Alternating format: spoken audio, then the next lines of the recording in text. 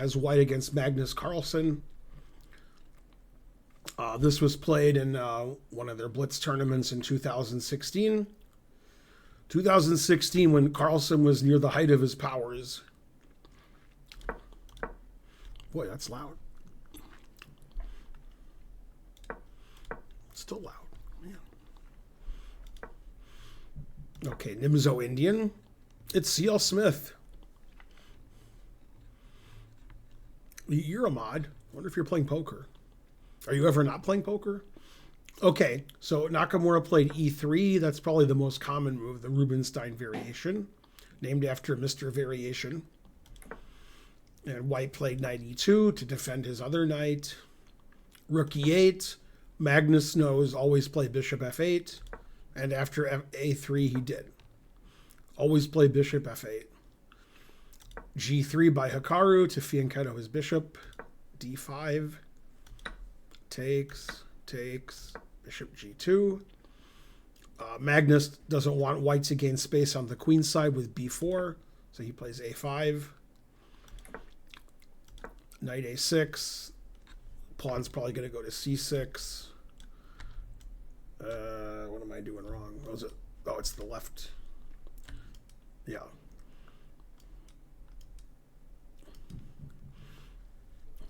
Got it. Remember the difference between ChessBase and chess.com. Okay, knight F4 attacking the pawn. C6. Engine already likes black's position quite a bit. Always play F3. Naka wants to play E4. And after F3 is played, it's typical for black to play C5 and take advantage of white's pawn structure, making it difficult for white to play E4 and so on. King H1, putting it in H. Now he plays G4. Naka wants to play G5. Engine really likes black's position here. Go Nimzo-Indian. Yeah, Naka's bishops aren't very good. He must have heard me.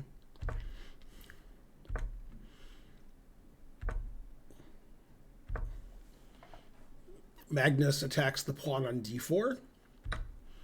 A little anti-positional take on C5. Seems to help black. And Magnus doubles the pawns and gives himself a passed D pawn. Gives his knight the D4 square. If Nakamura plays queen takes C5, then knight B3 forks everything. So Naka played queen B1, always play queen B1. Knight B3. Rook defends the bishop. Bishop A6 attacks the other rook. And now Magnus realized he was playing bug house and put a knight on F2 checkmate. And it's a fork. Magnus played bishop E2. If the rook moves away, you lose the bishop. So he has to trade. Now it's two knights against two bishops. What else? But you can see Naka's bishops aren't very active. So black is getting an advantage. Now white has a good position because it doesn't like that Magnus played D4 and gave the C4 square away. So back to the drawing board for Magnus. Now Naka's taking over. And now it says white's winning if white plays rook H5, threatening queen H7 check. But he played bishop H4, which is also good. Knight takes C4, rook G7. Magnus more or less has to sack his queen. And taking the queen is actually the losing move. In this position, white should not take the queen. Naka should play rook check. And then after king F8, Naka should play queen H7, defending his bishop. And now the engine says white is winning with his big attack, threatening queen H8, queen G8, and rook G8 checkmate with advantage. And instead, Naka took the queen. which is a mistake. And now black is winning with the rook and 2 pieces versus the queen and the passed pawn on d4. And white doesn't have perpetual.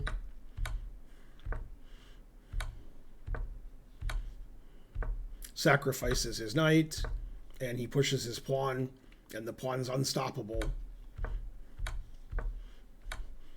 Now it says white does have a perpetual. And it says this should be a draw. And queen g8's the losing move again. It says queen e8 and queen c8 both draw. It's a blitz game, so yeah, now black is winning.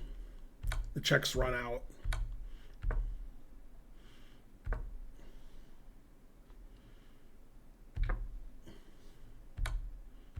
And the king runs away. And after queen f7 check, Naka resigned because king just walks up the board. Can't stop it. So that was a blitz game where Magnus got an advantage out of the opening with black, and then had a winning position, messed it up and was losing. Then Naka messed it up and he was losing. Then Magnus messed it up and it was a draw. And then Naka messed it up and he lost. That's what we call blitz chess. That goes to show you that anybody can beat anybody in blitz chess, except you guys can't beat either one of them. But you get the idea. Well, it was a 5-minute game, yeah. And so forth.